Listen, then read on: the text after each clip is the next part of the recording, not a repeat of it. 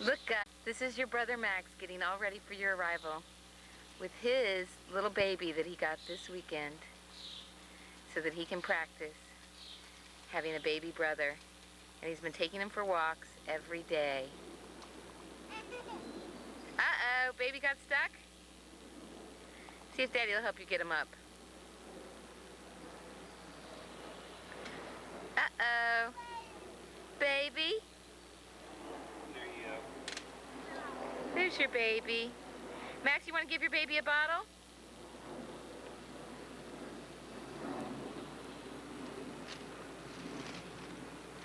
Is that your baby?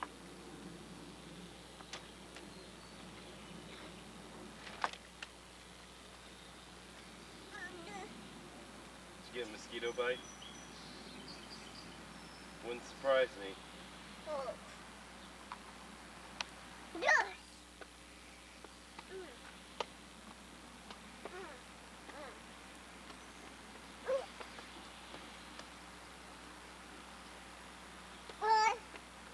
You're a horse? Dad's gonna take a dump. Oh, thank you for saying that on camera.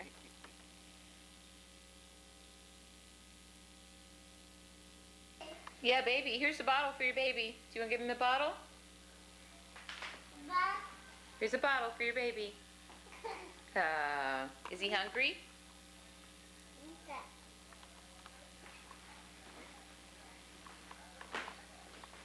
Oh, what a good big brother you are.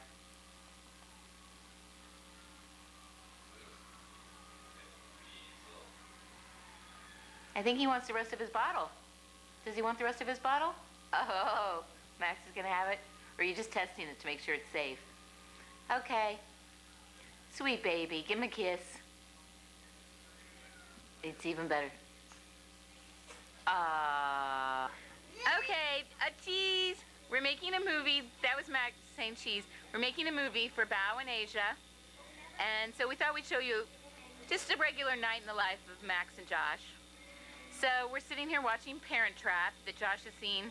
How many times have you seen it, Josh? 10? I bet 100. And they're having McDonald's. What's your favorite food in the whole world, Josh? Hamburgers and french fries. Good answer, since that's what Tita just got you. He's very flexible about his favorite food, though. Can you open that box so Max can have some of his McNuggets? Thank you.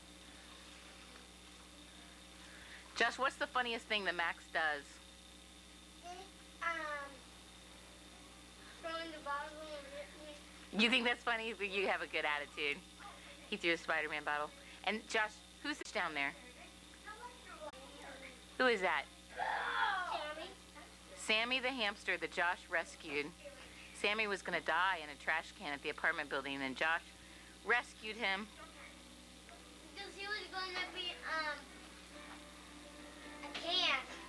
He was going to turn into a can?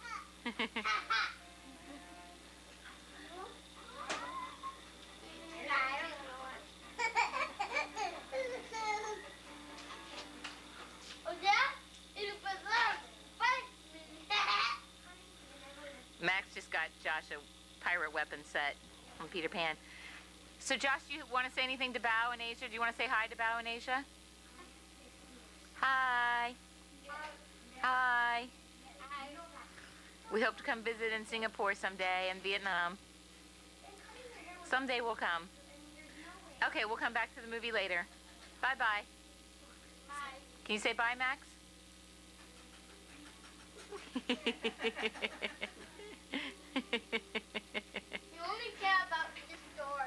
And he only cares about what Josh is doing. We make fire into your ear. And on the movie Parent Trap, that's what's going to happen? Okay, we better watch it. What is that, Max? Is that juice? Yep. From McDonald's.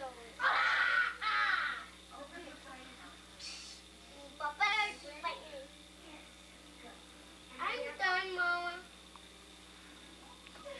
Have you eaten everything? Max, if you're going to drink your juice, you have to sit down. You have leftovers? No. Yeah, if you're going to drink your juice, you have to sit in the chair.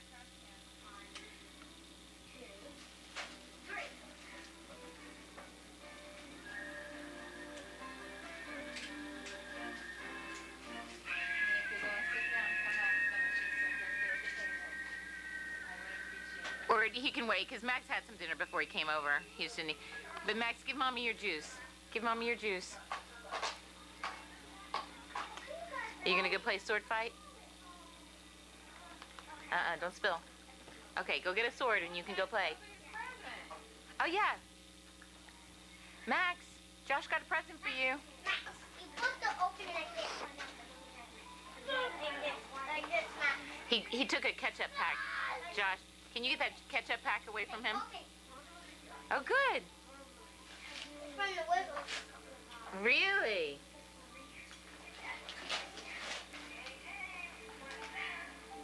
I don't know what it is. It's a microphone. Oh, cool. Show him, Josh, what it is.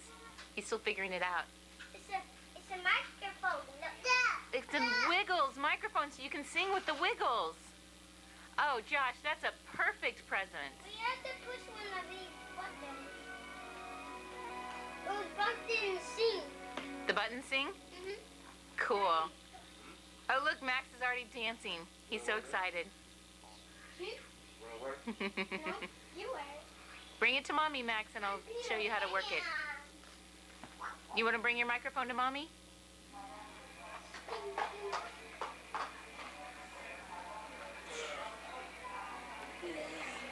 I need that. I need that. You need your eye patch. Need an eye patch. With Daddy, I cut. Come here and I'll put the eye patch on you. Move. Aye, it's Captain Hook. Aye. Where's your hand holder thing that gives you a Captain Hook hook? There it is over there. Aye. Oh, we'll have to open it up. Those are mine. Ah, it's Captain Hook. Ah, I'm scared. You gotta go defend Tinkerbell, though. Should we let Max be Peter Pan or Tinkerbell? Max is Tinkerbell that can sing. That's not a tape for Doug. I think you are Tinkerbell today, Max. You're whatever we want you to be. Uncle Chris had to be whatever we wanted him to be. Look, he is Yeah. Spider-Man. Chris is Spider-Man because Spider-Man is Chris's favorite. Who told you that, Chris? Mm-hmm. I think that's what we call in the trade business sucking up to you. You're scary. Go save Tinkerbell. Tinkerbell. You need a microphone like that. Microphone. That. Shannon makes fun of me when I give gifts that are too strongly wrapped. But she can't control what the... About this one, 'cause it makes noise. Yeah, she always promised to give me gifts that made as much noise as the ones I gave Josh. Daddy? Okay, here we go. You ready?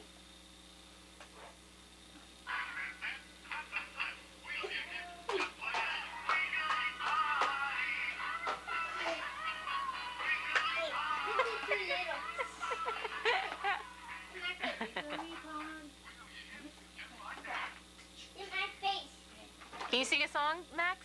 Part is getting it to turn on properly. Oh, yeah. Oh, he loves it. You sing.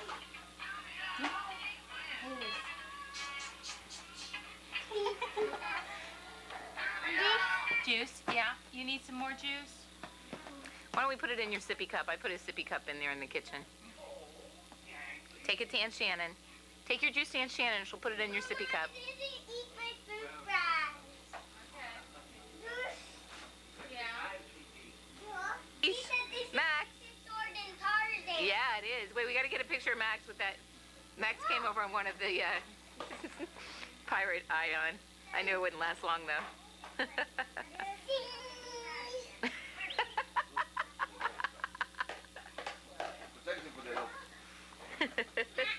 this.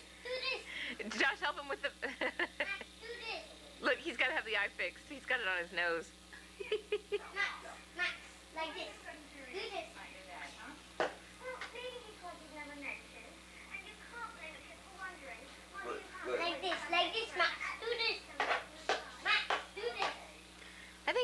people young to learn the fine art of fencing. Well, he is pretty good by himself. Yeah, but Josh is trying to teach him some of the tricks Josh has learned about self-defense.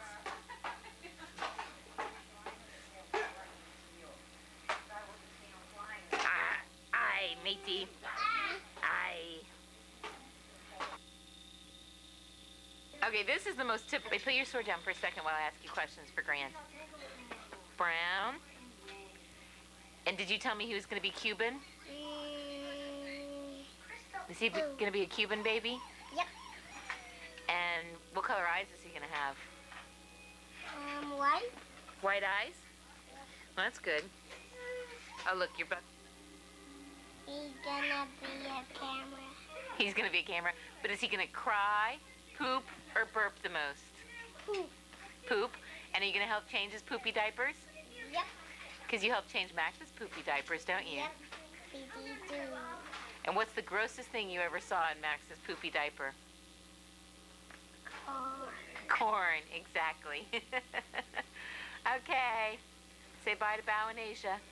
Bye, Lineasia. Okay. Okay, now we have the movie and Max's ambulance in the background, but... Okay, now what? Shannon, come tell me. What's the question? Mom, what's the question I need to ask her? What does Sal call you?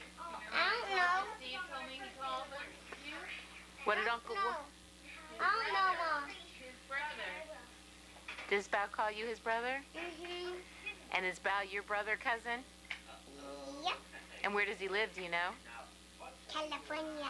Close. He's got relatives in California. And he's gonna... Vietnam. Vietnam. And Asia lives in Singapore. Okay. Josh. What are you doing? We're playing. What is... Can you give Josh a kiss? Give Josh a kiss.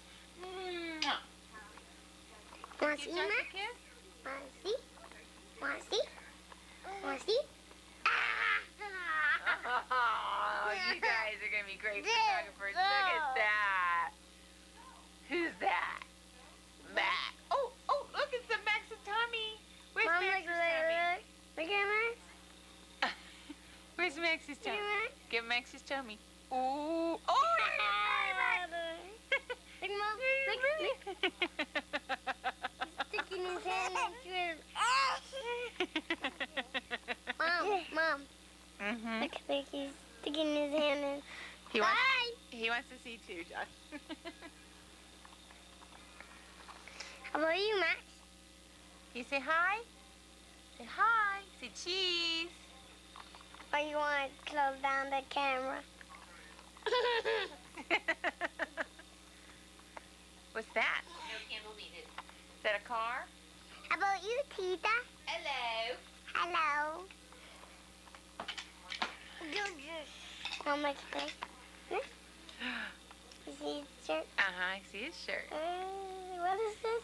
See, a dolphin. Oh, the belly button!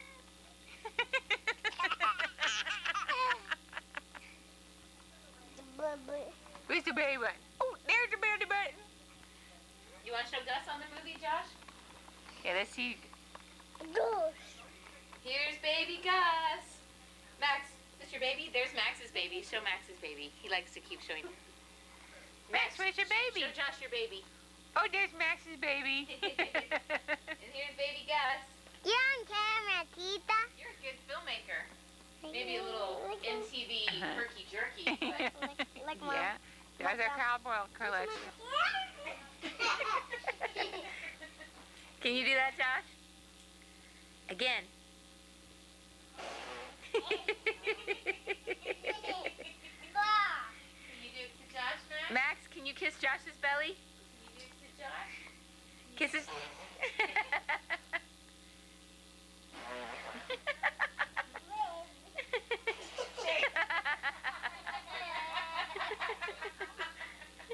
What is that, Max? See, Max? Okay. We're at Sophie Tolson's birthday party. There's Jamie Bowers Tolson. This is for my mom. She'll love seeing you. Hi, Miss Sophie. Say hi. Hi. Look at the cute dress that Paula Back got for Sophie for her birthday. Max, who is that? Been chewing on your little legs. Yeah. So Max, where's your friend Paula? Oh, you're gonna help put the tray on? You're gonna help with the high chair tray? Yeah. Thank you. I'd like to see this. Okay. Okay, yeah, get rid of the bib. Get that out of your way. Oh, thank you. Help it. Oh, like that. Are you going to see a couple weeks on Friday night, Max? Say, how much do you pay? You're good, kid. He threw barbells down the stairs one day. Yeah, now he's jumping down your stairs like that. Good job, Max. Good job. Yeah, really. There's Miss Paula. Can you reprogram the VCR, please? Well, when Doug and I finally taught him to bring us the remote, we're like, now he's finally worth something. It was the happiest day. Hey, Sophie, sweetie, you having a good lunch? Okay, Max, say bye-bye to the camera. Just look pleased. Can you say bye-bye to the camera? Feeding herself. Bye-bye. He's found more bubbles. Okay, we're getting everything ready for baby Gus, and Max is checking out all the toys to make sure they work properly. Where's the monkey, Max?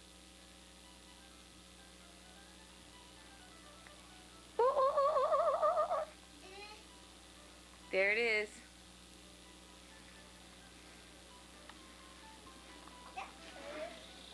What do you think about this toy? All ready for the baby? I don't know if Gus is going to have a chance against Max when Max decides he's going to check out these toys. Gus may not have much of a chance with his own toys. This is what Granddad gave Max, and now Max will give it to Gus. Bye-bye. I'm keeping it shorter now. Okay. Whenever you're ready. Okay, it's Sunday, July 18th, and we're a week away from baby Gus's birth. So I just wanted to show a little profile. Come on out, Gus. We're ready to play. Bye. Okay, it's the week before Gus comes, and we're trying to get the house ready. Hey, Doug. Wave.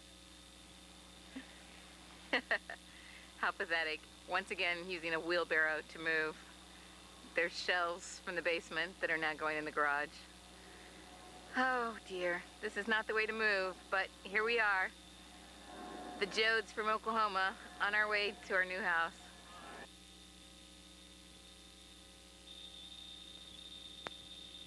Having whitefish. Where does he come off eating whitefish? Things like that beginning to frighten me. So it was all weekend catering to him. Familiarity breeds contempt. Yeah. On our way to our new house. Okay, it's Monday, June 19th, and a week from today we'll be living in this house, and I'm going to give you a quick house tour to see if you think it's ready. I do love it. It's not a Singapore penthouse, or does it have the excitement of Ho Chi Minh, but we like it, our little Palisades neighborhood. The front of the house is the color it used to be, and the side of the house is the color it now will be. One big pumpkin house. Doug loves the color, so I'm learning to love it. Here we go inside. I take that back. One more shot of the outside so you can see all the work still going on. Here we go. Good old 5766 Sharrier. Good morning. Hi, guys. We're making a movie so my family can see the house. Okay. The painters are all here. This is the entryway. Good morning, Jose. We're making a movie for my family so they can see the house. Okay, so this is the entryway, which is one color blue. You can't really tell the difference on the camera, but then you walk in. This will be my study. It's got pocket doors right here that you can't see because they're open. And I'll let the guys do their work.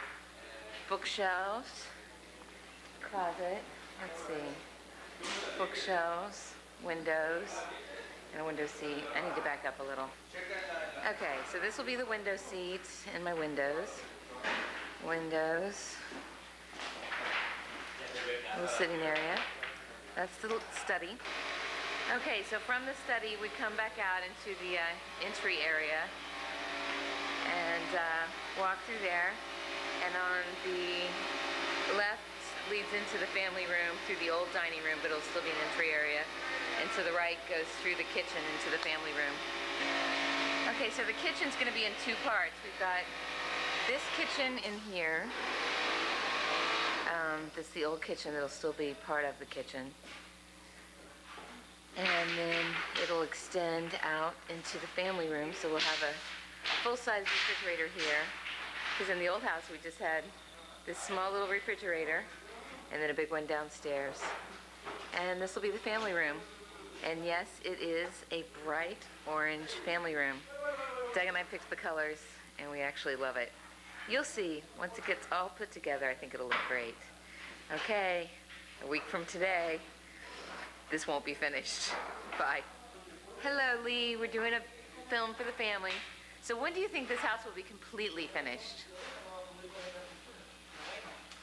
And you have grandchildren. You're right. Good answer. Here we go up to Max's room and the guest room and the playroom and Doug's study. Okay, when you come up the stairs, you get to a big open area that's going to be the playroom for the kids with lots of closet space and room for toys. This will be Max's bathroom and the guest bathroom. And this will be Max's room. Okay, still not much to look at yet, but we're getting it done. Max is very excited because he got a ceiling fan, and he loves ceiling fans. And on this wall, I'm going to paint a jungle mural. From Max's room, you go through the playroom and into the guest bedroom, which is also Doug's office. This is my favorite thing about the house. The entire third floor is lined with these closets that go along every part of the house on the upstairs. So I've got lots of space for toys and my clothes, my out-of-season clothes. Okay. This is the guest bedroom and Doug's office, and it is purple with black trim, which Doug picked out, and we love that too. The contractors are a little bit surprised by our color choices, but it's going to look great. We love it. And there's the view of the vineyard and the yard, which has been completely torn up. And that big hole with the brown tarp is the wine cellar guest house that Doug dug by hand with some help from Enrique and our friend Ricardo and some others. It'll look great eventually. Got a lot of work to do.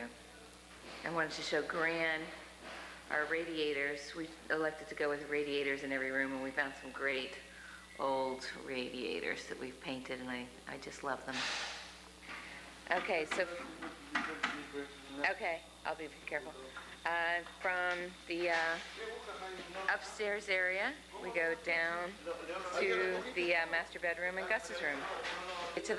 So when you get to the bottom of the stairs, you come into the master bedroom.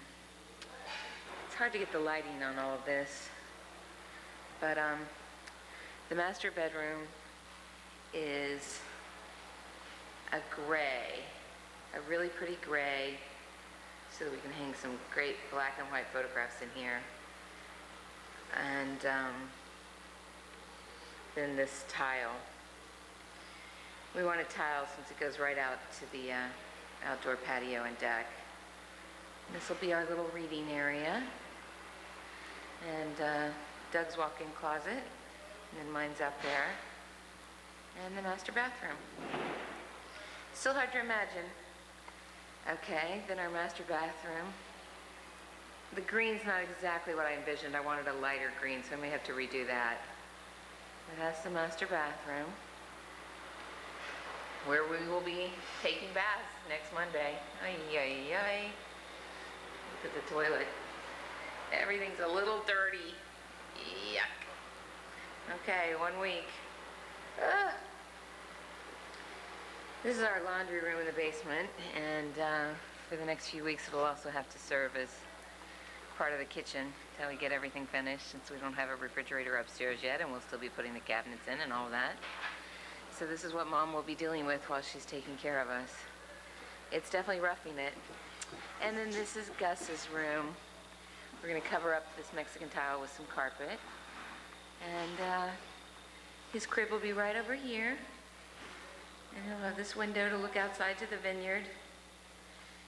And that's it.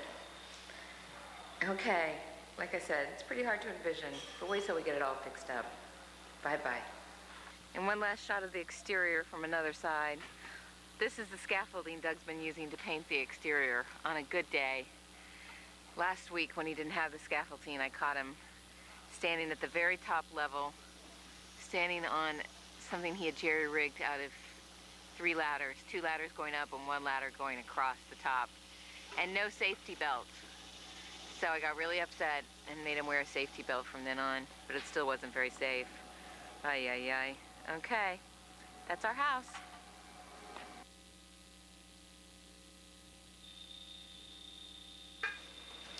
Okay, Max is just back from the park. And Anna's with us. Hi, Anna. Say, just wait below. See, there's Anna. Okay, so Max and I are going to make a little introduction. Come here, Max. Come here to Mommy. Yeah, you got a bird and a monkey? Oh, Max is playing with Gus's new toys. Look at that. Look, look. Mira. Hello. Okay, so we're supposed to be packing the house right now, but I'm trying to make this movie for the family and for Stephen and Susan and all their families before they leave to go back to Asia. So I'm going to add a couple of things on this tape that I want to explain. I'm going to add some stuff we did with Gran last year when we were in Oklahoma, interviewing her about having babies and things like that. And I'll put in some footage of other things we have from last year with Max and Josh. And I'm also going to try and add some footage that we have of Doug digging the hole. And if I have time, I'll add a little bit of footage of Doug skateboarding too. There's one thing that you'll see if I get it on there. You'll see French subtitles, and it was Canadian MTV, and they showed Doug and a bunch of the other racers racing in Montreal. So if you see French subtitles, that's what that's from. It's from Canadian MTV. Oh, Max, say bye. He's got watermelon on his shirt from the park. Oh, you don't like this? Okay, bye-bye.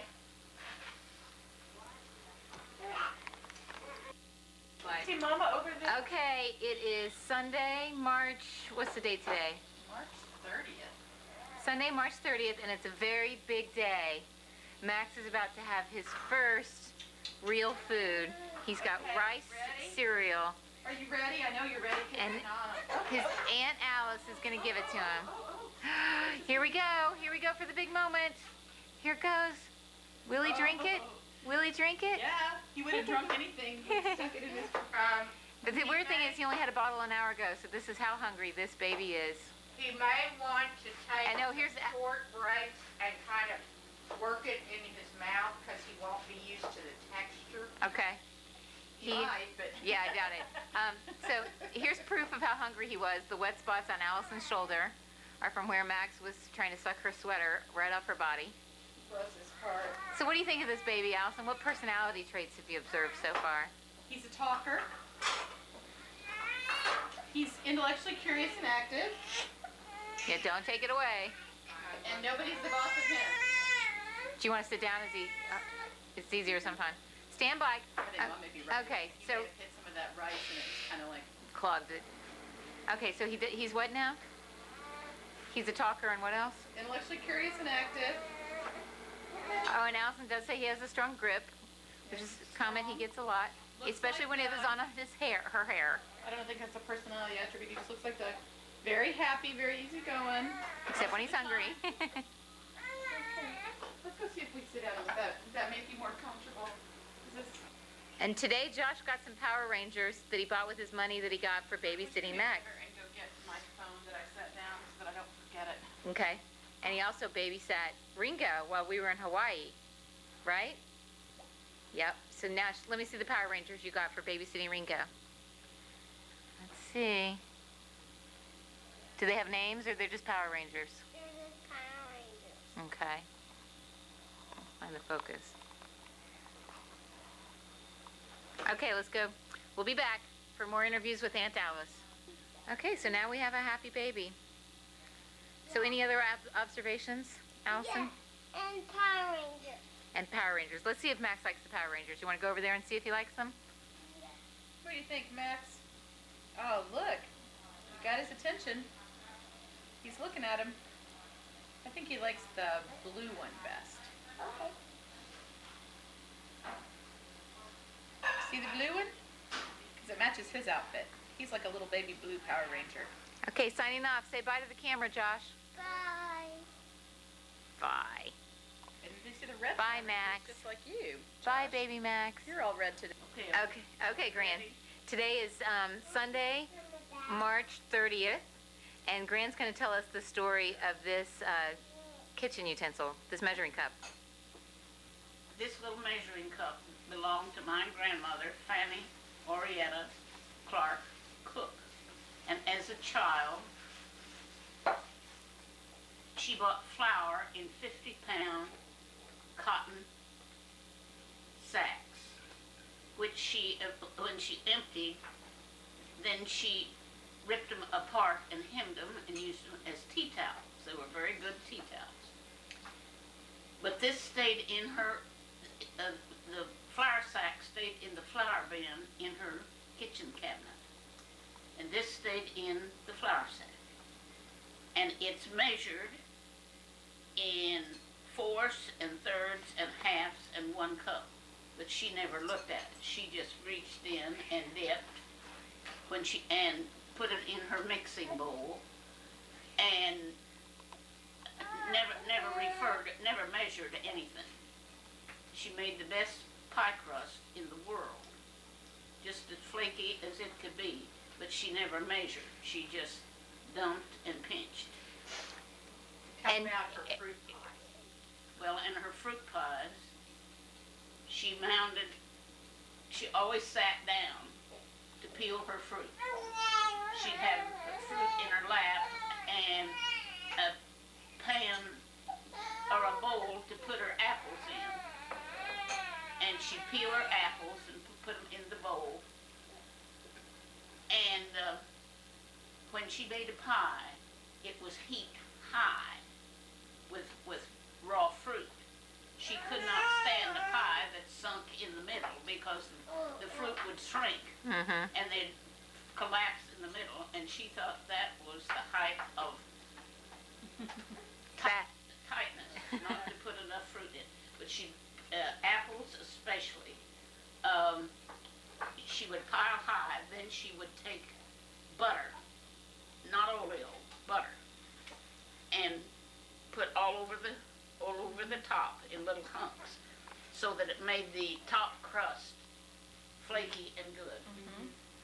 Tell all the places that she and great-granddad ran where she cooked. Well, when they came to Kansas, they settled in Haviland and had a hotel. To us, it would be a rooming house, but in the 1800s, it was a hotel, and it was right across the main line of the Santa Fe was from Wichita to Denver, and it went right through western Kansas, and their hotel was right across the road from the depot. And the drummers, as they called them, our salesmen, would come from Kansas City, St. Louis, Wichita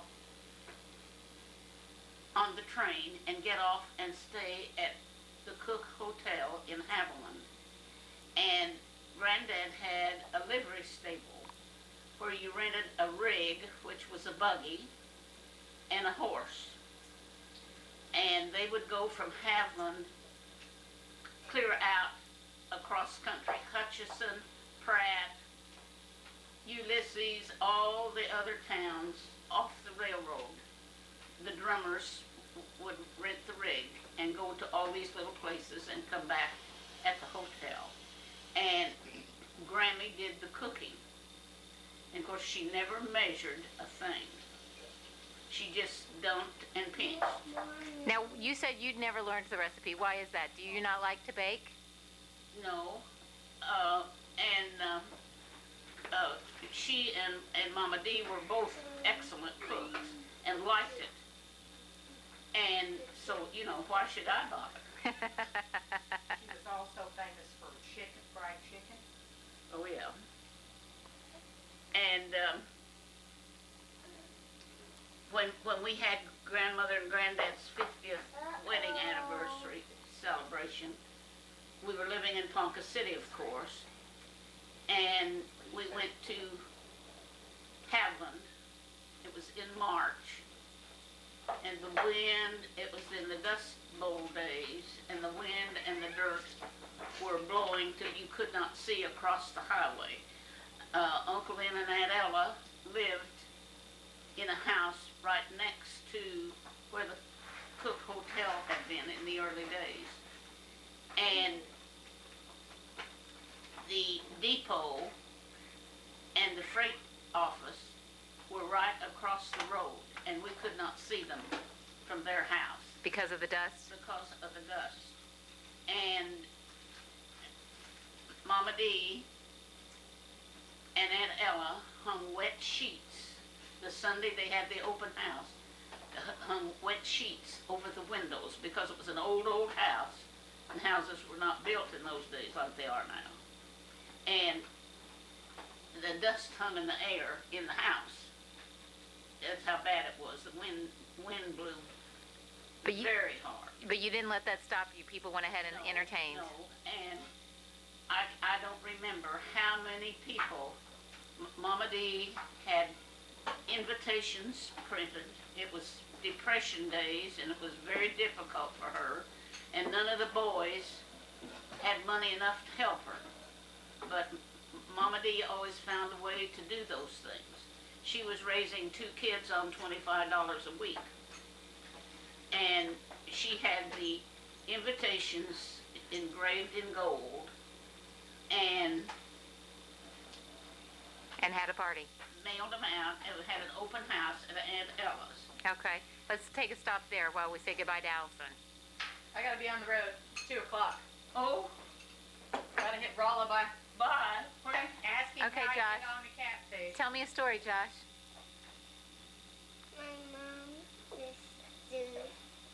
My mom go at work. Go to work, and then did she get on a plane after that? Uh-huh. And what happened on the plane? Did she meet a pilot? Or did she meet a Superman? Was anyone dressed like Superman on the plane? Who was dressed like Superman on the plane? The pilot. The pilot was. And did he fly fast? Was he an American airline pilot? And where did he fly to? To the airport. In where? Was it in Oklahoma? Yeah. Who lives in Oklahoma? Chris. Chris does, yeah. Who else lives in Oklahoma? Great Gran? Yeah. And Gran. And Granddad. Yeah, they all live in Oklahoma. And Mommy was born there. That was a good story. Where are you from, Josh? Where's your house? Far away. Yeah, it is. It's in Washington. Where Doug lives. Where are you from, though? China. In China? No, I don't. How old are you? 5. You are. That's pretty old for a 3-year-old. And what's your favorite color? Blue. What's your favorite movie? Power Rangers. Okay. And what's your favorite kind of food? Sandwich. A sandwich, like the one you're having right now? Yeah. You pretty much like whatever food you're having at the moment, which is good. And let's see. Who's your girlfriend? Heather. Heather's your girlfriend? Yeah, she's at your house. Oh, yeah, she came to my house when you had a slumber party with Heather and who else? Dustin. Yeah, with Justin. And we have pizza. You had pizza at the slumber party? Yeah. Yeah. You like Did, pizza? did Ringo come to the slumber party? No, she don't. No, Ringo wasn't there. Ringo was downstairs eating his cat food. She was downstairs eating the cat food. Oh. I thought maybe he was downstairs hiding. And, No, he's eating. What kind of a shirt that you have on? oh yeah, you have your Oklahoma Sooner shirt on? Yeah. Big red, go big red. And there's your Power Ranger. Sooners. Okay, what about Doug? Tell me a story about Doug. What does Doug do? She drives. He drives? Mom did the Kansas And does he City, Arizona. skateboard? Yeah. Have you ever been on a skateboard with Yeah, Doug? like last month. No. Maybe once. Kansas and Arizona. And what about your dad? Does Papa have a motorcycle Yeah. with a helmet Do you have a Sunday baby? Yeah. And a big house. and a big house? That's a big home. Yeah. That's my daddy's big home. Okay. Good. Okay. See you later. See you later. See you later, alligator. See you After a later. while, crocodile. I'm finished. Are you We're finished? We need. Okay, we're back to Gran, and I'm switching topics. Gran, what I want to hear more about, since I just had a baby, is what it was like to have babies when you had your baby. So tell me about having Mom. Were you working when you got pregnant with Mom? No. I was a child bride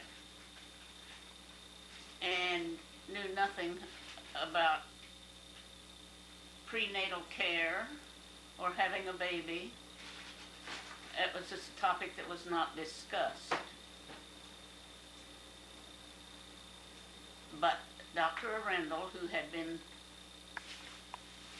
the only doctor I had known, he took care of Cable when Cable broke his neck. Hang on a second. I'm going to have you take off your glasses because we're getting a shine from the window. Okay, great. And Now explain who Cable is, who I know very well, because Cable was Mama Dee's Mama brother. Dee's younger brother who lived 6 months with a broken neck. And Dr. Arundel was right out of med school. And he took care of him. So he was and Grammy Cook was a baby nurse. In those days, a new mother stayed in bed 2 weeks. And Grammy was an experienced nurse. And she would go to their home and take care of mother and baby. Mm-hmm. So Grammy was a good nurse, and they put a hospital bed in our living room, Were you living in Perry or Ponca City? Or Blackwell? Ponca City. Okay. Oh, where are we? Are we with Cable? Cable was when Grant. Oh, I'm sorry. I'm back to you being pregnant with Mom. Oh, okay. So I went to Dr. Arundel, And she lived in And- Ponca City. You and Granddad were living in Ponca City? living in Ponca City. What was he doing at the time? He was with Metropolitan Life Insurance, As an insurance salesman? sold insurance, and in those days, they not only sold the insurance, they sold policies that were paid on a weekly or monthly basis, and he collected. A lot of people could only pay 10 cents a week, Uh-huh. and he went around to every policyholder and collected their premiums and sent them into the company. Okay. So you found out you were pregnant. Yes, and I was very, very nauseous. Mm-hmm. And it was hot, summertime. We lived in a brick apartment with a flat top. And it was 1938. Yeah, Yeah. No air conditioning. we had no air conditioning. Granddad bought me a fan, and our little apartment had a roll-away bed that we had to pull out in the little dinette that had 2 windows. And we would set that fan in the window and pull in the night air as it cooled off, because that flat top apartment, it was in the hundreds. Oh my gosh. And I was so nauseous, couldn't keep anything down. And So then by Christmas time, you were very pregnant by Christmas time. Oh yes, oh yes. And Granddad Ream's mother, Anna J., and his brother, Ralph, who was not married at that time, were living in California. And they came from California to see the new baby. The only other Ream children were 18 and 16. And they came from California to see the new baby, and she was late. Oh, really? Yes. Like we all were, and like Max and like Mhm. Josh. She was supposed to be born the 15th of January. January, and she didn't come until the 25th. And what happened? How did you know she was? Did you know when you went into labor? Did you know what was happening? I had a little tummy ache, and we had decided not to tell Mama D until it was all over. Why? And so, well, because she would get so upset. And so we decided not to tell her till it was all over. So I had started having pains, and Howard and Inez lived right across the street from us. Howard and Inez Cook. Howard, my cousin Howard and Inez Cook. And And they Granddad, had a little boy. they had They'd been born a year Benny before. Lynn was about 18 months old, I believe. And Granddad had been squirrel hunting. And he had cleaned the squirrels and had them all cut up. And we decided to fix the squirrel and go across the street to Howard and Inez's and eat dinner with them.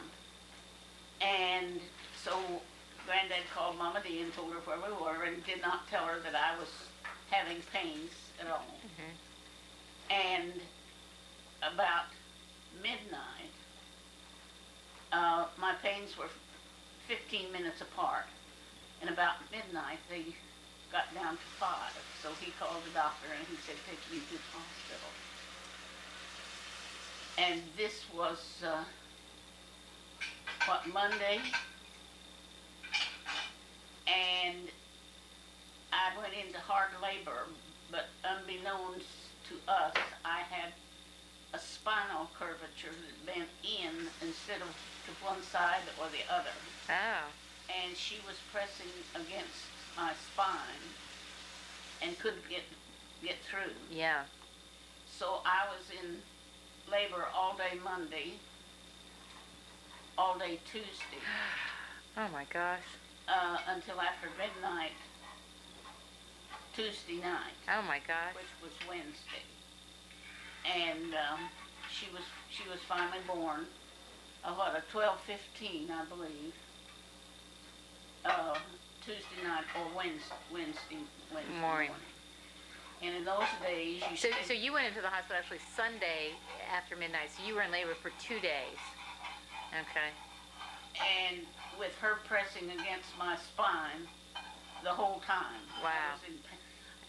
I knew nothing about my labor pains. It was my back pain. Yeah. And Did they have any kind of anesthesia to give you? Yes. But it didn't help enough. They wouldn't give me enough because they didn't want to stop my labor. Yeah. And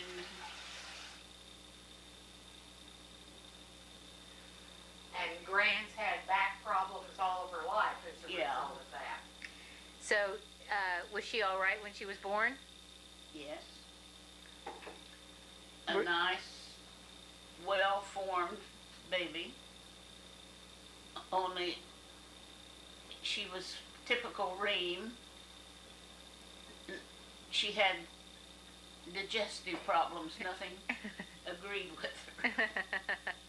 So, And my milk was water. God bless you.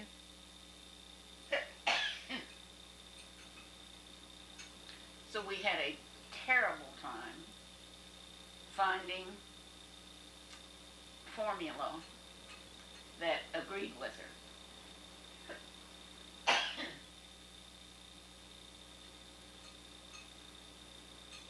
I would give her a bottle and sit very still not to upset her. And she would throw up clear across the living room. Projectile. Yeah. Till we finally found a powdered milk. Merrill Sewell protein milk that agreed with her. Well, that must have been a happy day. And, and of course I was young and not too smart, How old were you when you had Mom? 18, Mm-hmm. and had never been around babies, and neither had her daddy. Mm-hmm. So I was on the telephone with the doctor about half the time. Yeah. Would you like to take a break and have something to drink? Mm-hmm.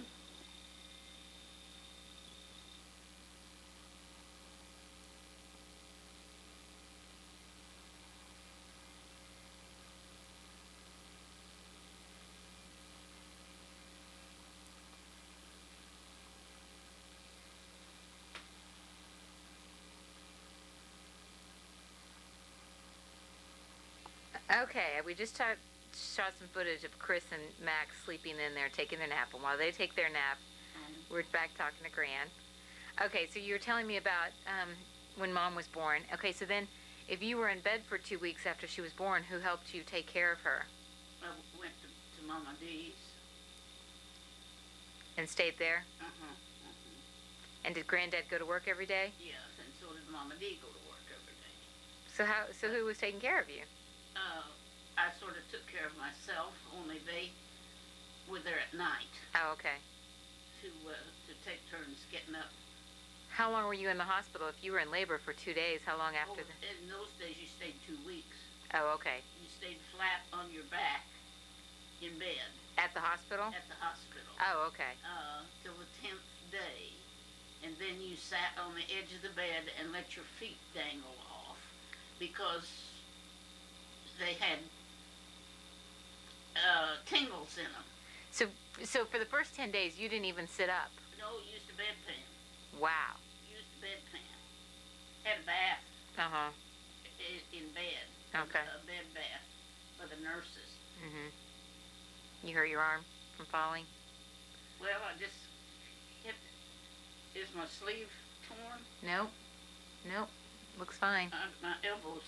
Sore. Mm-hmm. I didn't notice it till I put it down here. Gran took a fall when she was out for a walk, skinned up her knee. I wasn't getting enough attention. Yeah, Josh had a little bit of an issue the other He was getting all the attention. when Max got too much attention the other day, Josh got upset. So today was Gran's turn. So then after 10 days, you sat up and let your feet dangle over. And then they started walking me down the hall, Uh-huh. but with somebody hanging on to me, because after you have lain Yeah. that long, Yeah.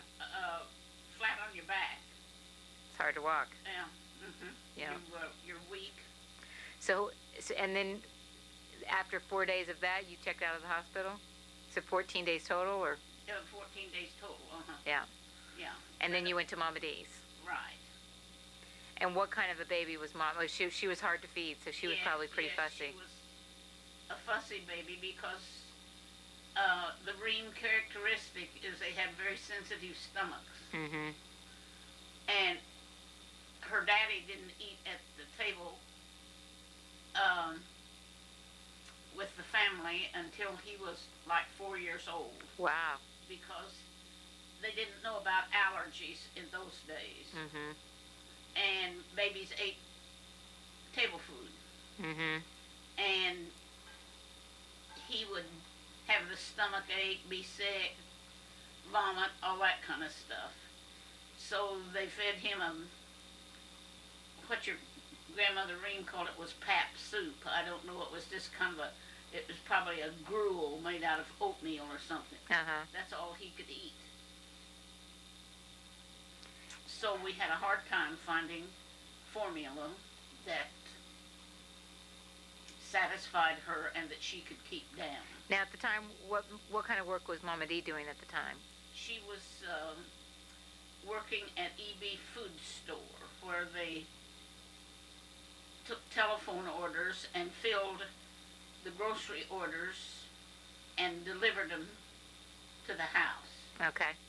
And of course, Mama D's long suit was always food and cooking. Uh-huh. And all these women would call in their grocery orders, and they would want a certain thing, and they'd ask Mama D, I want a certain kind of a roast. How do you cook it? Ah. What do you have in fresh vegetables? And Mama D would tell me, because in those days, fresh vegetables were not as common as they are. Yeah. You just had vegetables in season. Yeah. And so all these young housewives, she would teach how to cook. She'd help them plan their meal, and then she would tell them how to cook the meat, how to cook the vegetables, Uh-huh.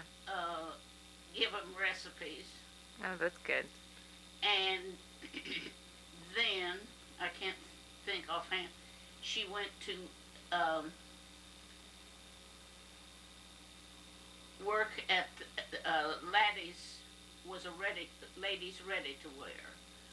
And also where Mrs. Fletcher, Inez's mother, had her, they called it a corset shop. She handled underwear, Oh, really? bras. She fit Uh-huh.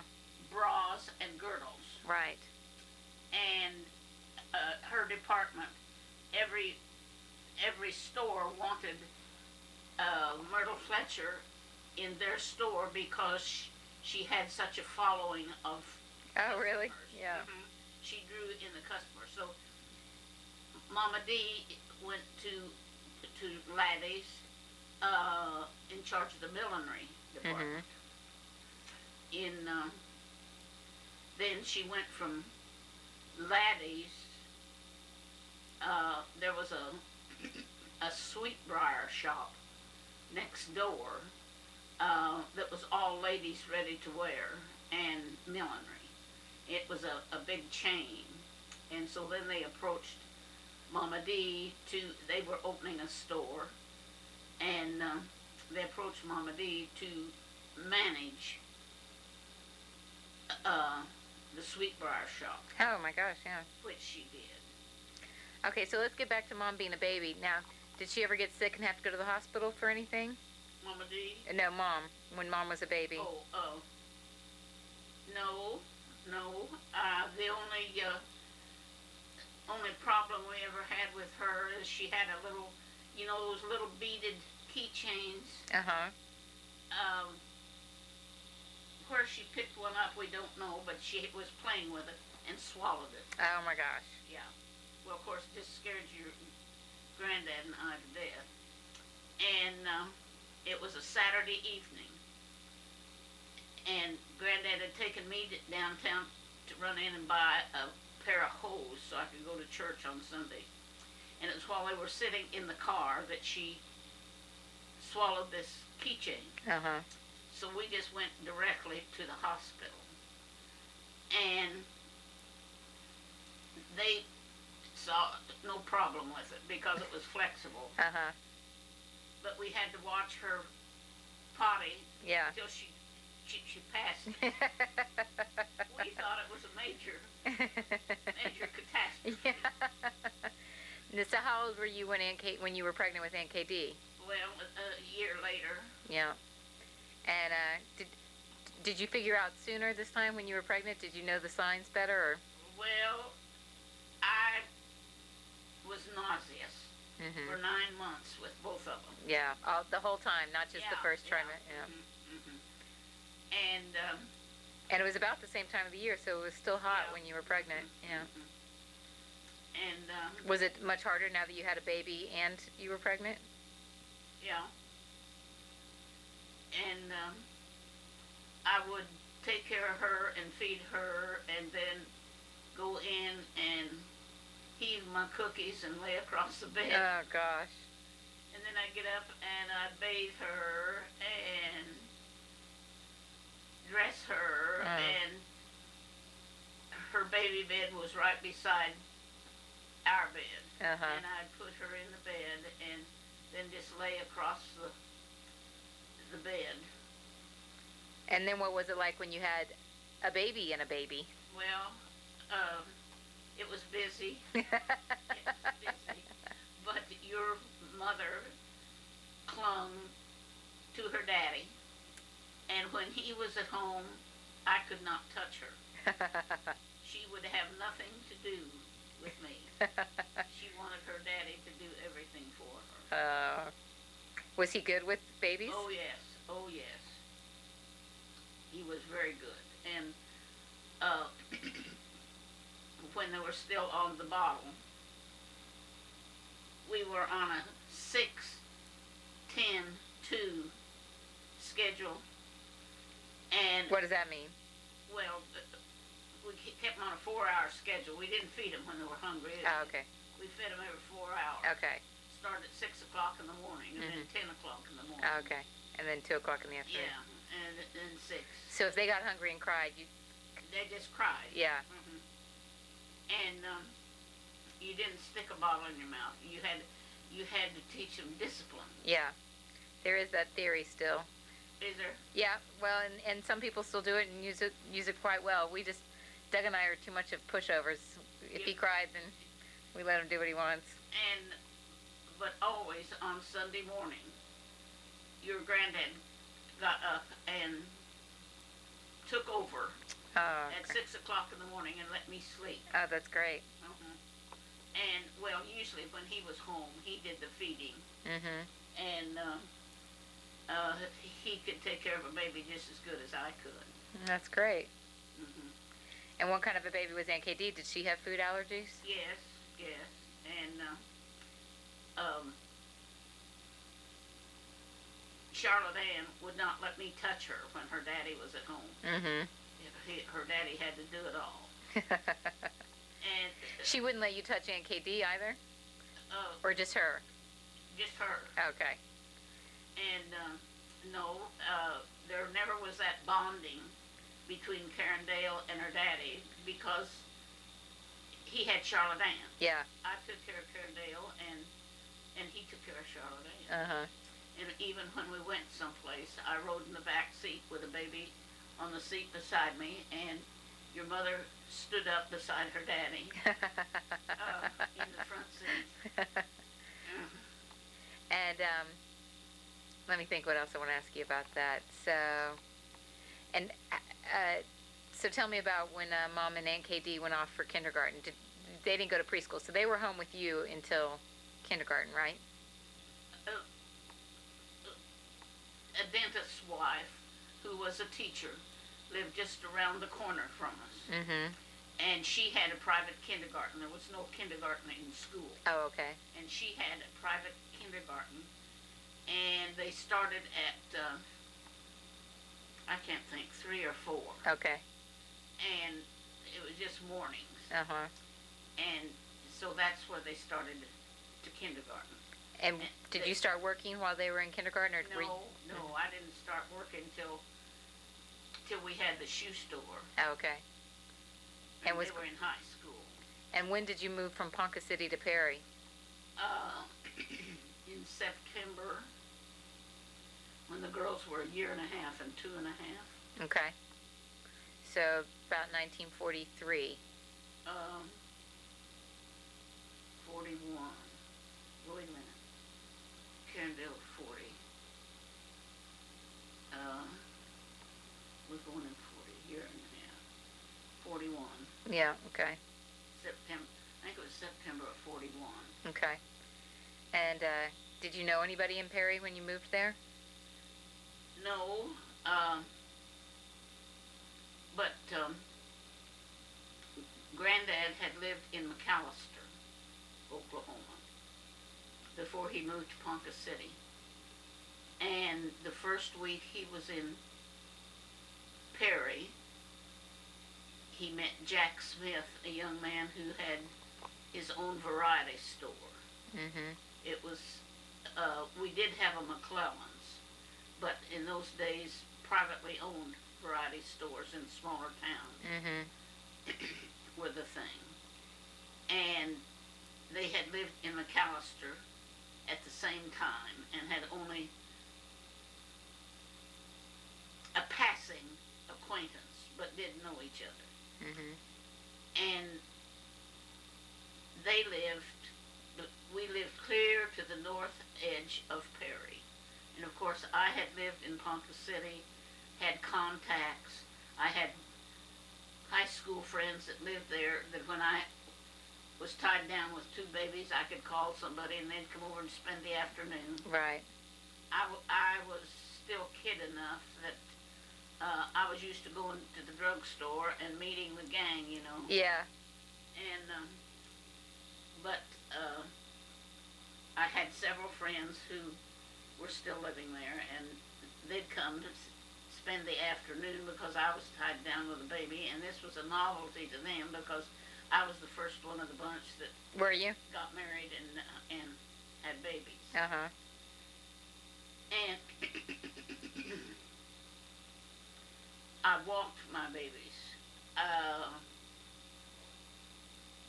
I had no washing machine, and I boiled diapers on the top of the stove in a baby wash bathtub, and rinsed them by hand, and Oh my gosh. then hung them on the clothesline. So that was an all day. That probably was something you had to do constantly. And in the winter time, they froze to the clothesline. Oh my gosh. Had to hang them outside, but I was pretty busy with 2 little ones. But after we moved to Perry, I would walk from our house. After the girls got up from their nap, I would walk from our house to Granddad, to the Conoco warehouse, which was just off of the square. So where he was working? Uh-huh. He was Continental Bulk Agent. He had a big warehouse and had oil and gasoline storage, 10,000 gallon gasoline storage and kerosene. And he had 2 tank trucks. And he delivered the gasoline to the service stations. He had a big underground, and every day he had to fill his truck and take it to the service station and dump it in their tanks. And he serviced farmers. At that time, farmers were burning either diesel fuel or kerosene in their tractors.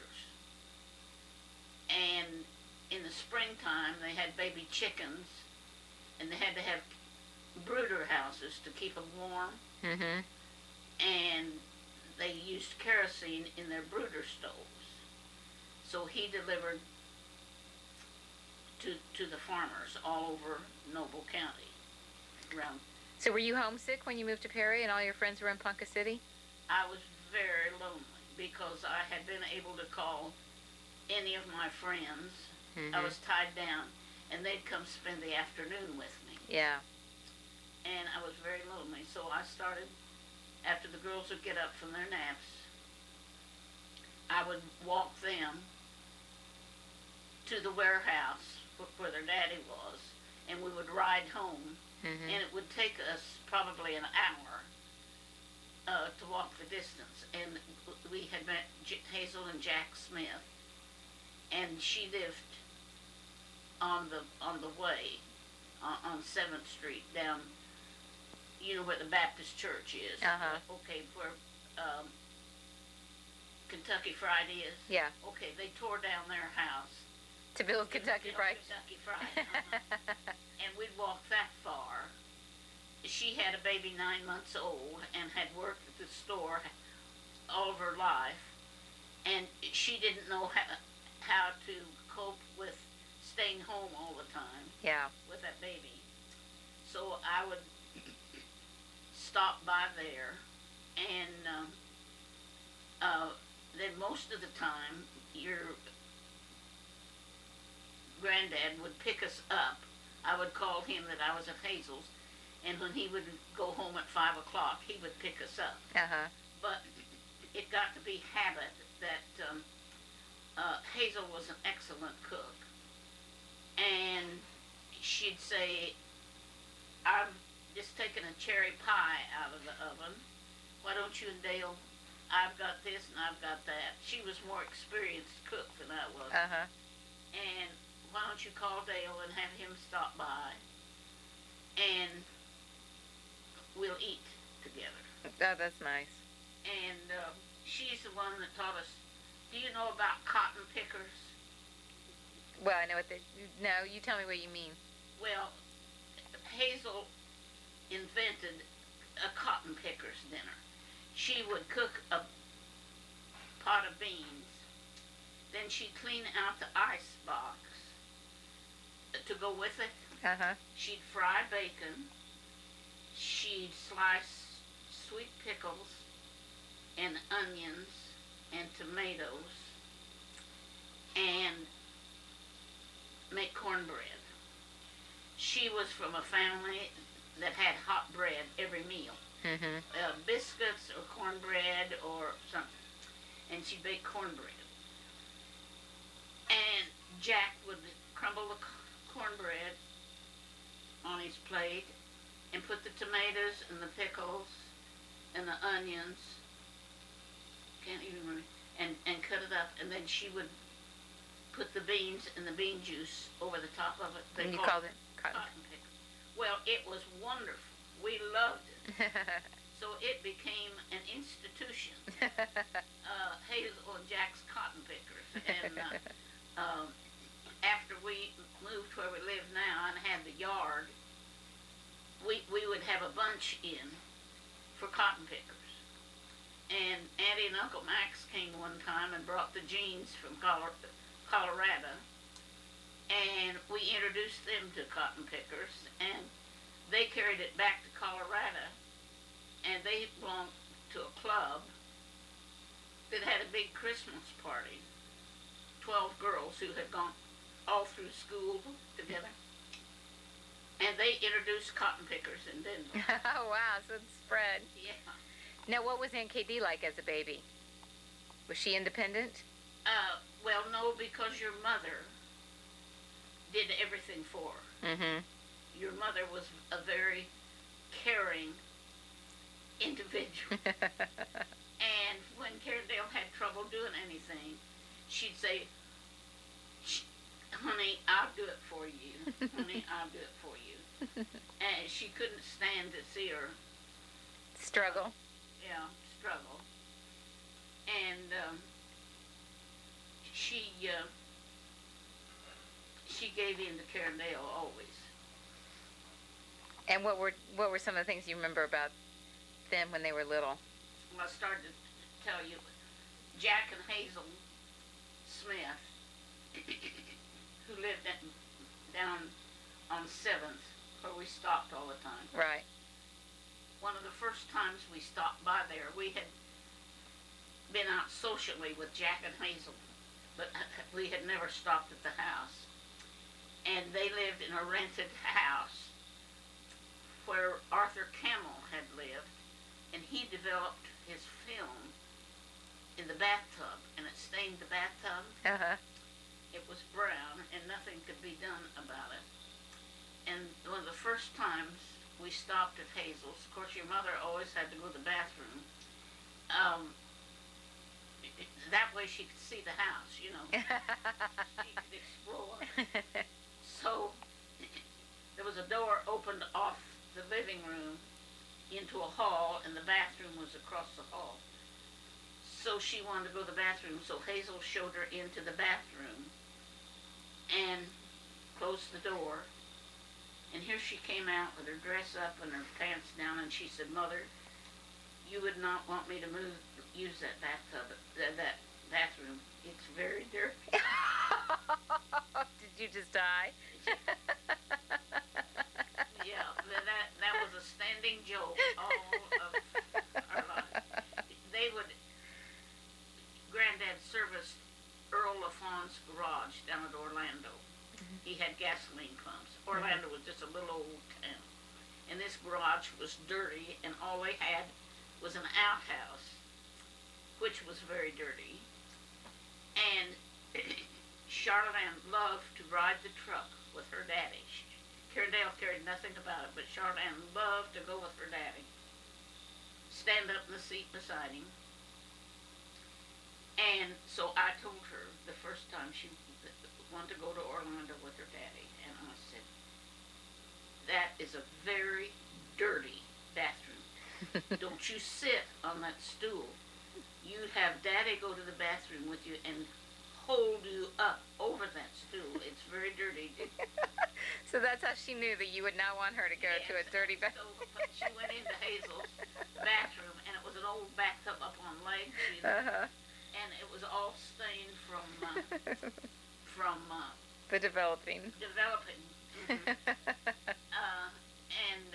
She came back out and she said, "You wouldn't want me to use that bathroom. It's very dirty."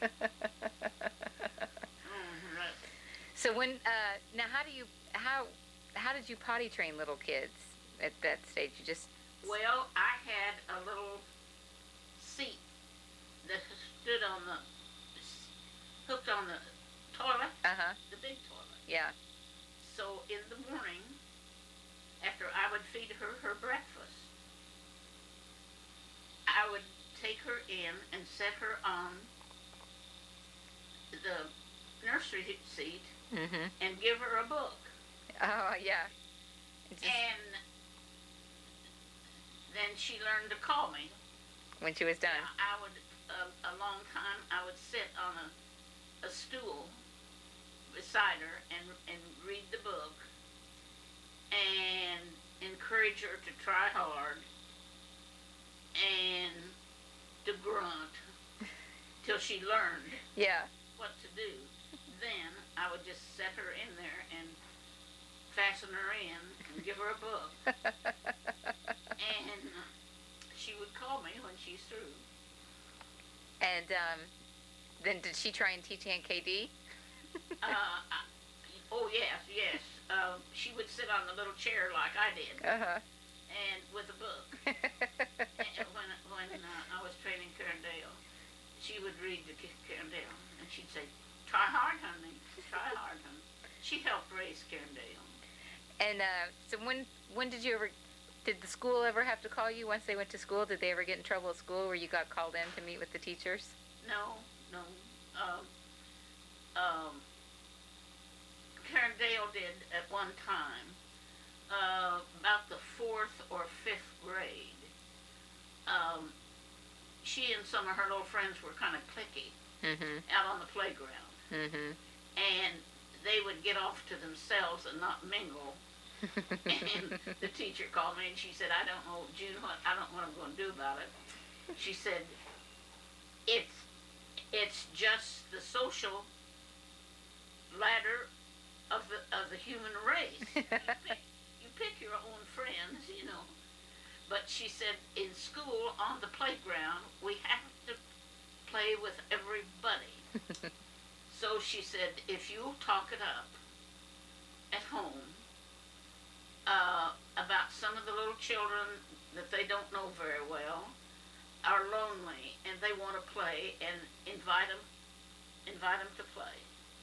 Which is what Susan does now. She brings the newcomers into the group. Yeah.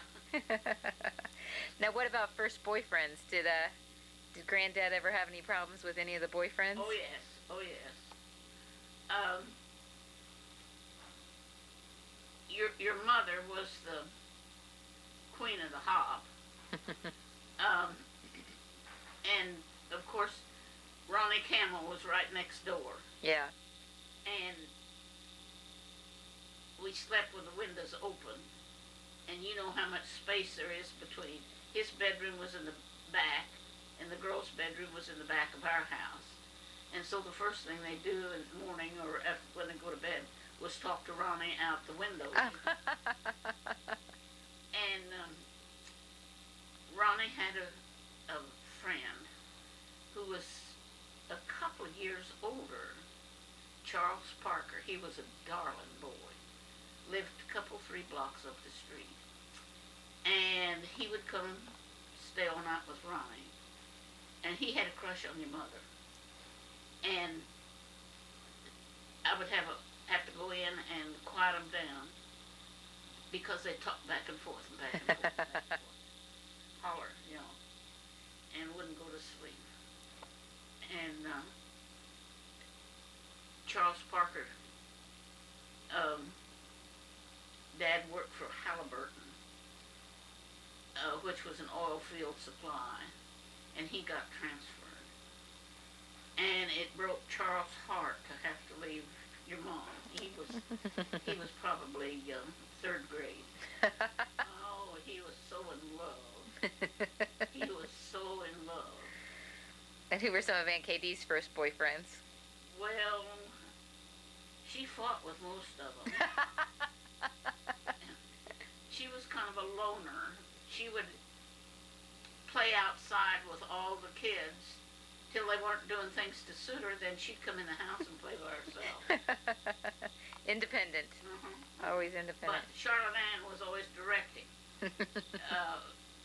Whatever the kids, whoever was there, Charlotte Ann was directing, you know, telling them what to do next. Yeah. In other words, she was bossy. Right. I mean, she was always, that's what her teacher said. I said something about Charlotte Ann, and she said she's a natural born leader. That's she's a natural born leader. Just leave her alone. She knows what she's doing. Now, so let's go back to when NKD was born. You were in labor for 2 days with Mom. Was it any easier with NKD? Well, yes. Grandmother Reen and Uncle Ralph had come from California. No, wait a minute. No, that was with Mom. Yeah, no, wait a minute. So it was in February. Granddad had a brother in Ark City, Oh, okay. which was 25 miles from Polk City. Mhm. And no, that was with Shane. Oh, I know. It was February. February. Valentine's Day. Okay. I was having labor, and we had a girl coming to stay with your mother at our house, Uh-huh. and I started having pains in the middle of the night. And I called Granddad and told him. And I said, you'll have to go get Laverna. This was 4 o'clock in the morning. I said, you'll have to go get Laverna. And I'll get my bags packed. I'll get my stuff ready as soon as you get back. Well, he fooled around because we had been so long having Charlotte Ann. Yeah. And the pains kept getting closer and harder and closer and harder. And he finally went and got Laverna and got her there and got to the hospital. And as we walked in the front door of the hospital, the 6 o'clock whistle blew. Karen Dale was born at 6:14. You are kidding. So what happened? So you walked in the door, the whistle blew, and then what happened? Do you remember anything? Well, yes, I had on a pair of sheepskin house shoes. Uh-huh. You know, very glamorous. And as I got to the front door of the hospital, my water broke Oh, yeah. and filled those sheepskin house shoes. Just swish, swish, swish. And so did they have time to rush you into an operating room? Oh yeah, they prepped me right quick. Did you have any painkillers? I don't remember. I don't think so. I don't remember. I don't think so. But then she was born, and she was a happy baby? No.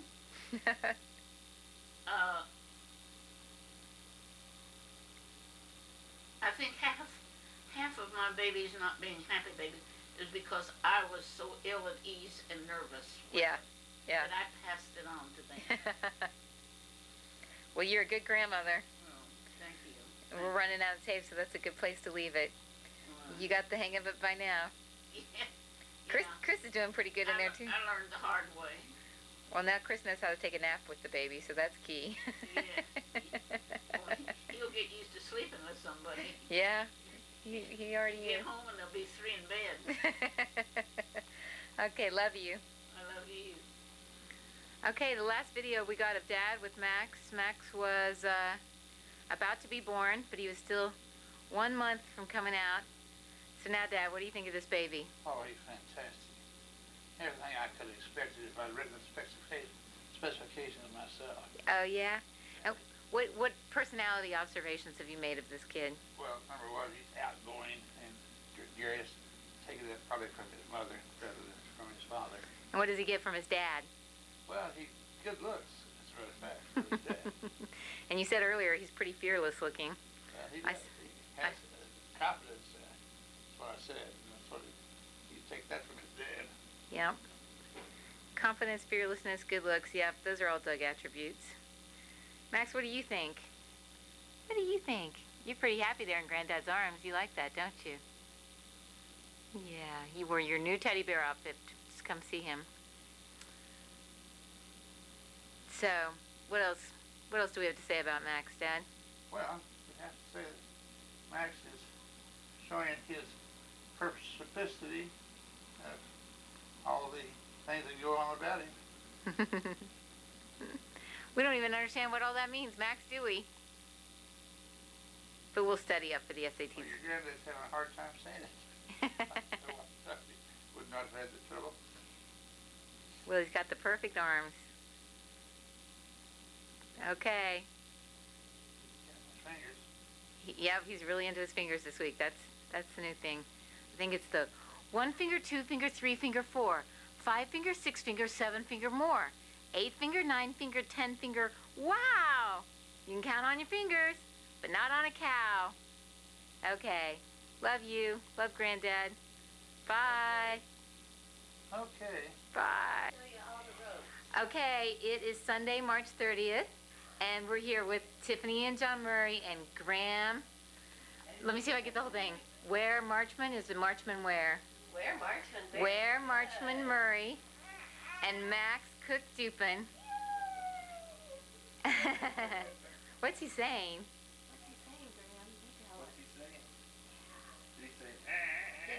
I like Graham.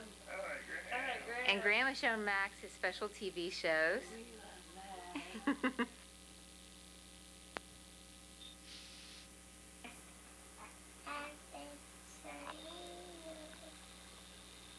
And if you ever saw it, how's it go from there, Josh?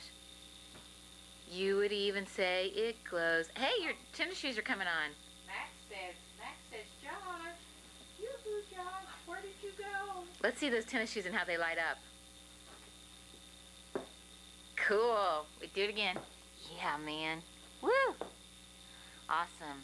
Okay, how does the rest of the Rudolph song go? And if you ever saw him. Max says, Josh, where did you go? Hello, baby Max. It's Christmas Eve. And Josh is teaching you all about Santa Claus. What'd you tell him about Santa Claus, Josh?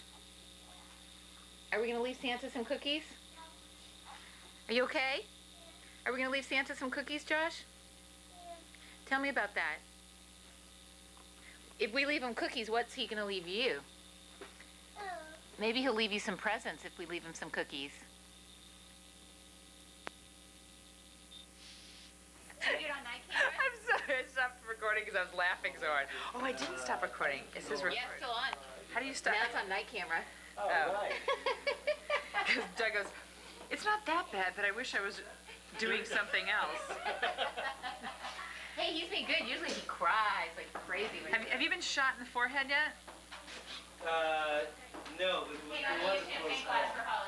There was a close call. See, we don't even have it. Garbage. We have that. You know, I don't even know how to use that thing yet. You don't? Oh, you open it. David, I wish you could be here for this. Oh, Gregory's taking. Gregory and Doug. See, I. Look at Max checking you out. Hey, Max. Somehow you guys do a little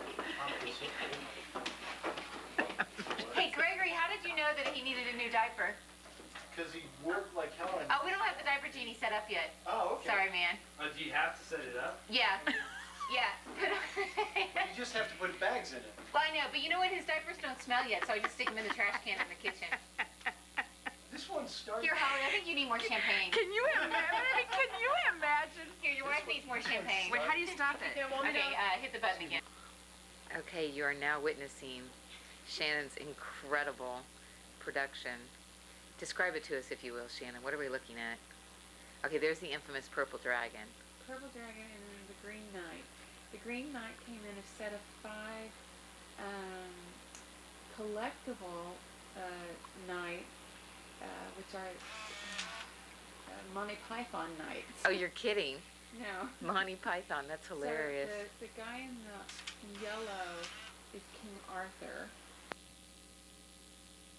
Well, crazy. How late were you up? I heard you. You were up at 4 a.m. Well, yeah, sorry about that. I was up, so I heard you, but... 6 till 6. Oh, my God. I was up from 2 until 4:30. Oh, my God. Oh, my God. Well, it didn't bother me. Doug gets credit, too, because he could hear Santa's workshop the whole time, so he came upstairs. But Is that what we were worried about that? good job, one and all. Never gets seen. He came and got the But he left you something. brought you things. Santa was here and he left you something. Go look. Go look over here, Josh. What's that?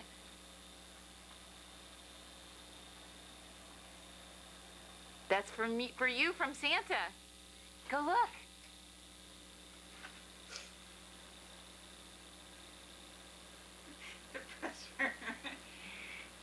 I don't see something. You don't see anything? Look, what's that? You see a green knight and a purple dragon, That's for you from Santa. and Heather in the castle, and King Arthur. Where's King Arthur? All over there. A knight. See, that's his shield.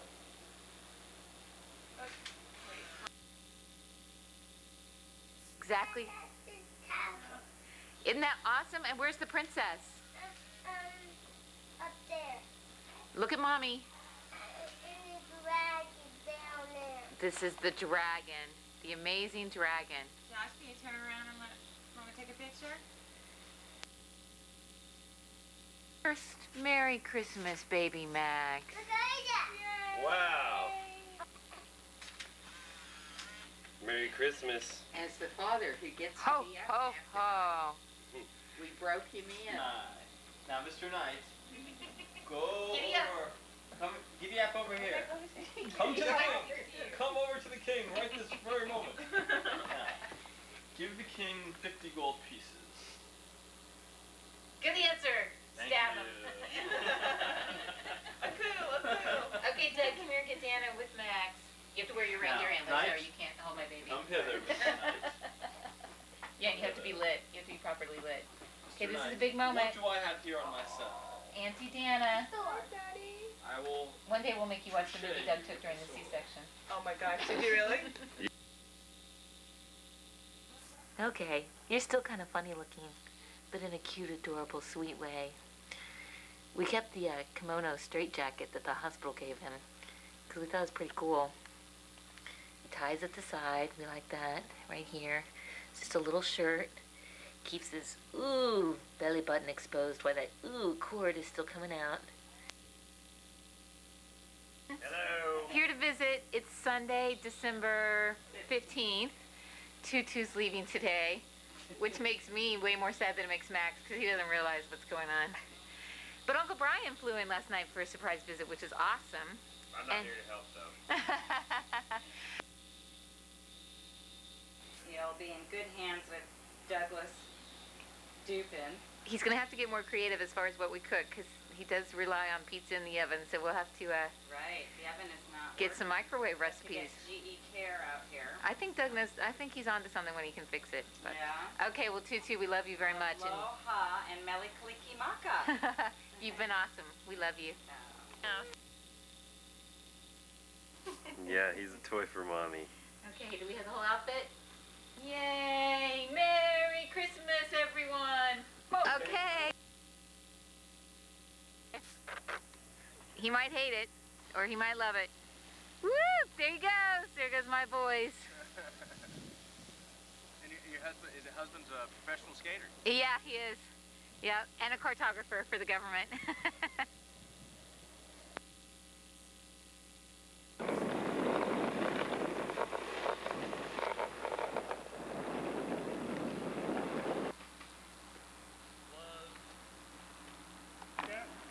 Wide out.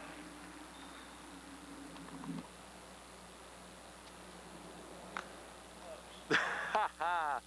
The great Houdini. Who? Dini. Ready? Yep.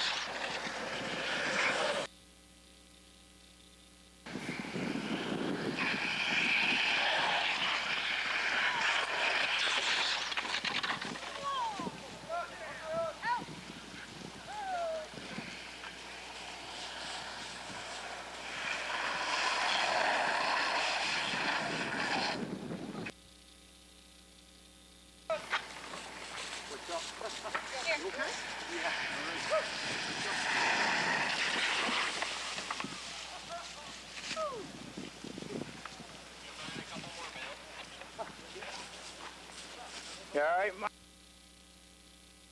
That was fun. You have that on video? Yeah, you got that. You got that. Oh, fuck yeah. I got it, boy. You know what the problem was? The wind was behind us that time. I know. I could see the leaves blowing past me. I'm like, j'ai chienné. Est-ce que tu vas planter en plein en avant de moi, là? Hi, man. Tu fais des larmes, mon gars. Stand-up guys all over the hill. Oh, c'est le gars qui m'a pas vu, m'a crié. Ultimate carnage. Hey! Oh! Skateboard just 4 times. Toi, comment je passe te prendre? Moi, je t'ai fait ça dans le cul. I had a fucking horrible.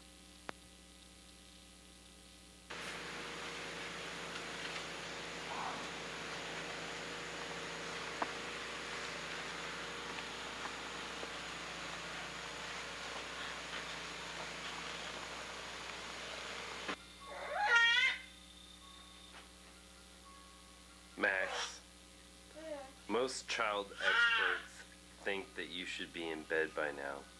It's 9:30. Don't you think you should go to sleep right now?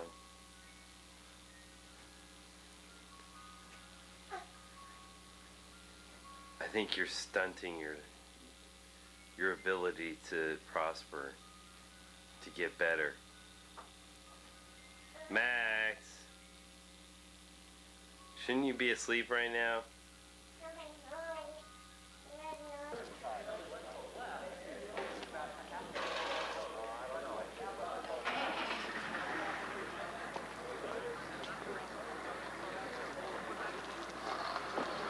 Yeah, cheers.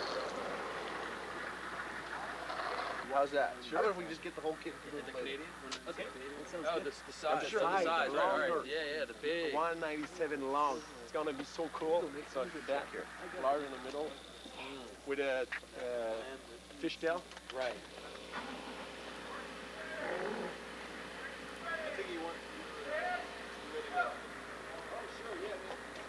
I'll have some of them too. We'll work out in. Those are a lot fatter. Look at that. That is great. Hey, Wanna take try me a out white later. swan? I'll give you some of Yeah, you that's later. okay. I already I'll get it. paid you. I'll get it. We'll go for a walk. Rolling. Schumacher. Estrada. Amanda. Wally. Mackenzie. Jason. Dean.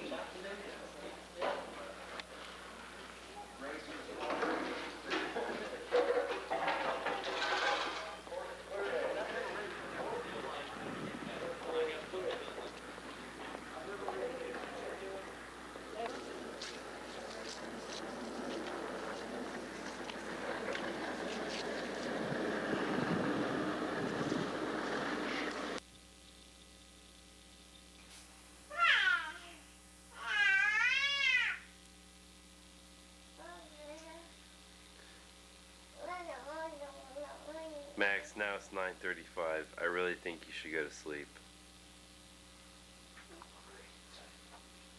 Do you want to lie down? Feel like some baba?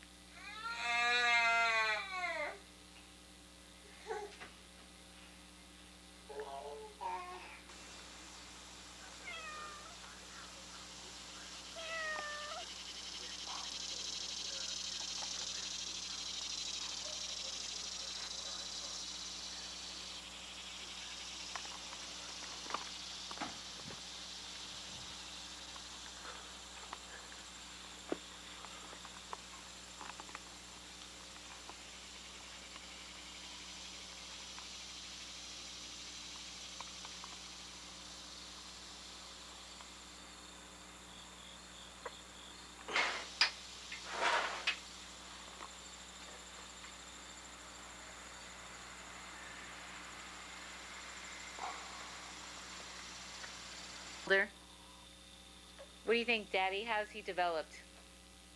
Well, Is he smarter? yes, he's definitely smarter. How so? He screams louder, and he knows that gets more attention faster. True. And since his 1 month birthday, he's learned to play the ukulele. And the piano, Oh, really? the violin. We don't have a piano. How would he have learned to play the piano? He goes next door to practice.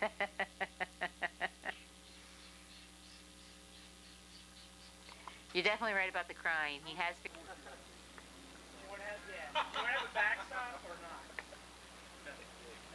If it's one push, it doesn't matter. I think What, your kid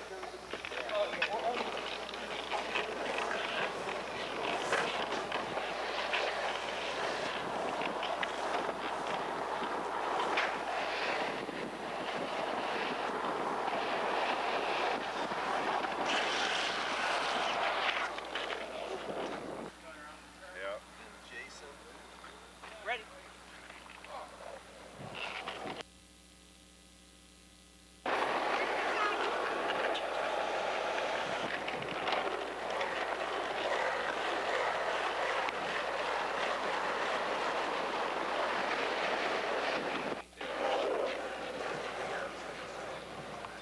You're not.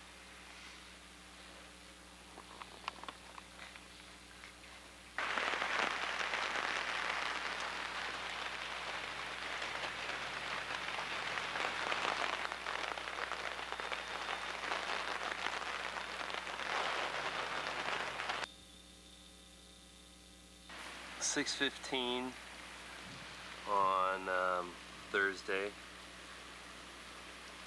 Hurricane Isabel. The heart of Hurricane Isabel is to strike in 2 hours. And the hole is still covered up. Leaking a little bit, but it's doing well so far. Supposedly this is the easy stuff so far though. Where are you? We're about 8 feet down and about 65% of it. 8 feet down and how many feet across? We're about 15 by 15 right now. We have to get to 16 by 16.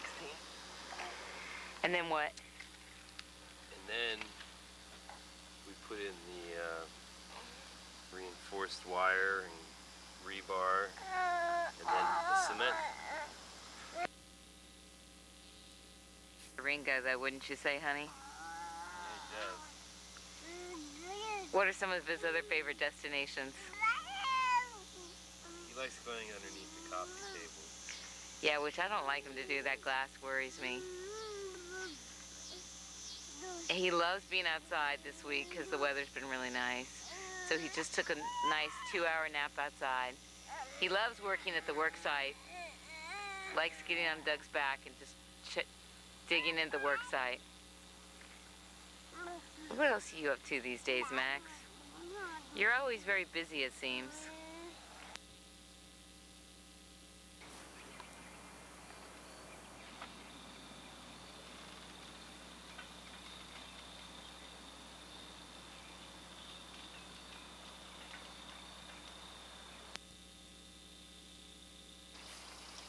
Okay, Bob.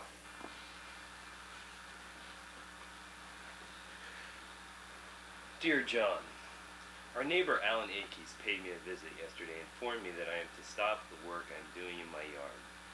As you may know, I have been trying to get a permit since May. Having completed my archaeological excavation, I'm getting ready to pour a foundation for the shed and expect an official permit soon.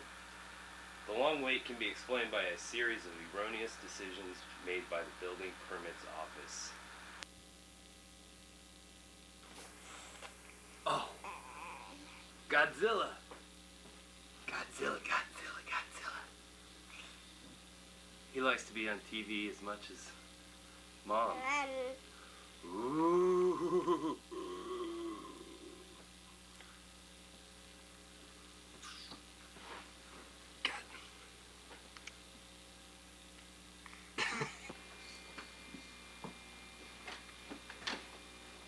Hello, BJ. This is Doug and Max, and we wanted to introduce to you the video that we just made you.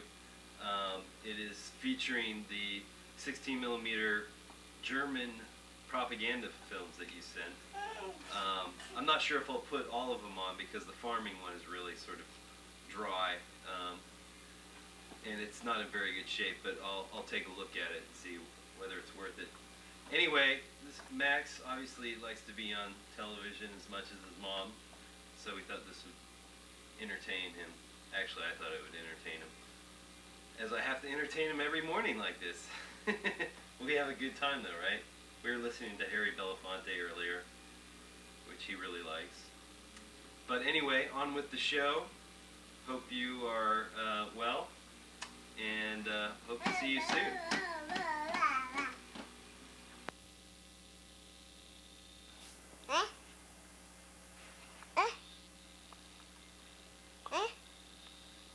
What do you want? The camera?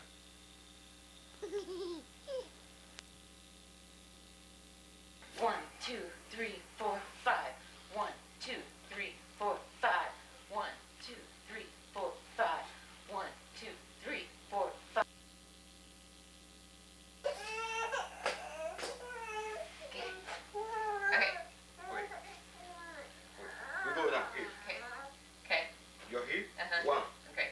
1, 2, 2, 3, 3. 4. Yeah, now, back. Okay. The same position. 1. The same position. Uh-huh. 1, 2, 3, 4. change. 1, Yeah, 2, 3, 4.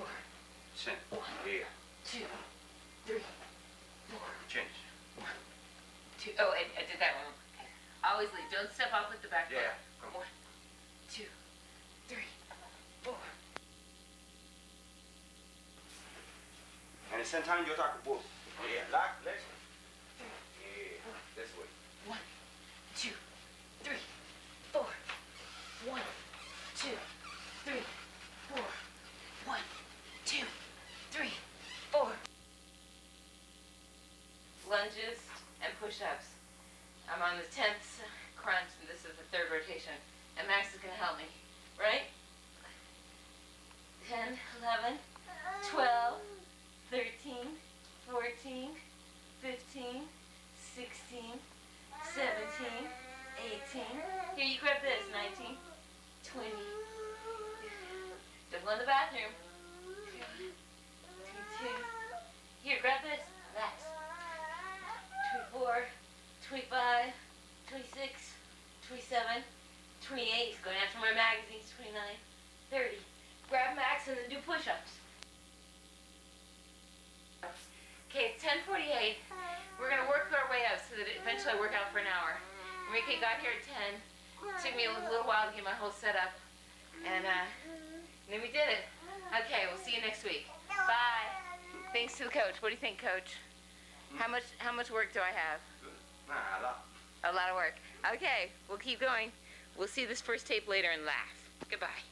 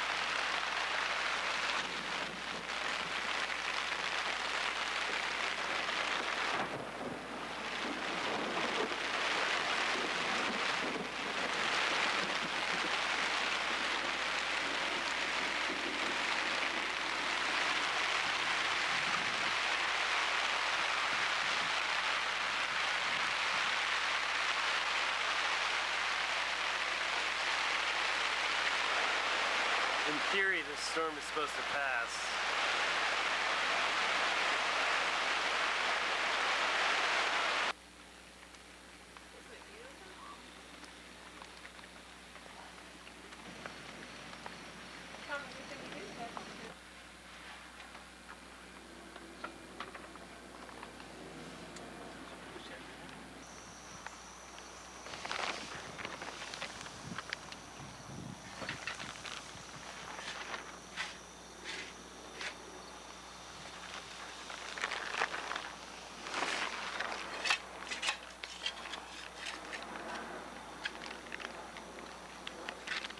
Working on it, and I really should be getting the house packed.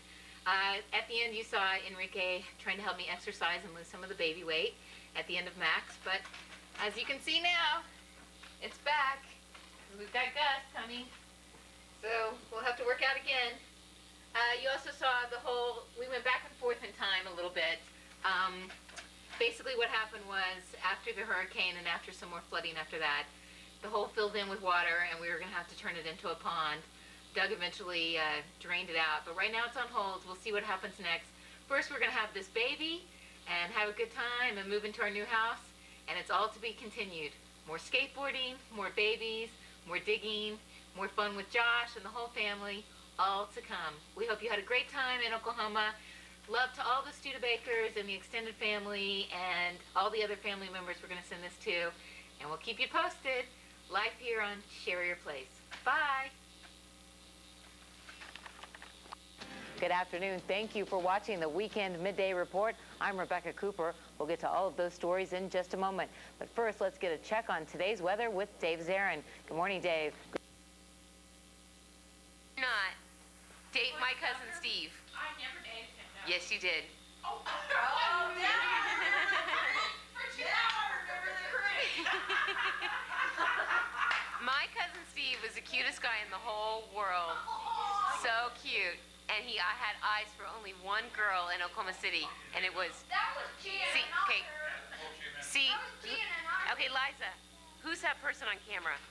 My mom. What's her name? My mommy. Her name is Janine Brooks Wheeler. And that's the only girl in Oklahoma City that my cousin Steven ever wanted to date. He was in love with her. What happened to him? He's in Vietnam, married to a beautiful Vietnamese woman, because he said American women just... He's moved on. Yeah. So. Rockville. Investigators think they're connected. Hello, and thanks for watching News Channel 8's Weekend Afternoon Report. I'm Rebecca Cooper. After a week of goodbyes, President Bush is choosing to use his weekly radio address for a final salute to President Reagan.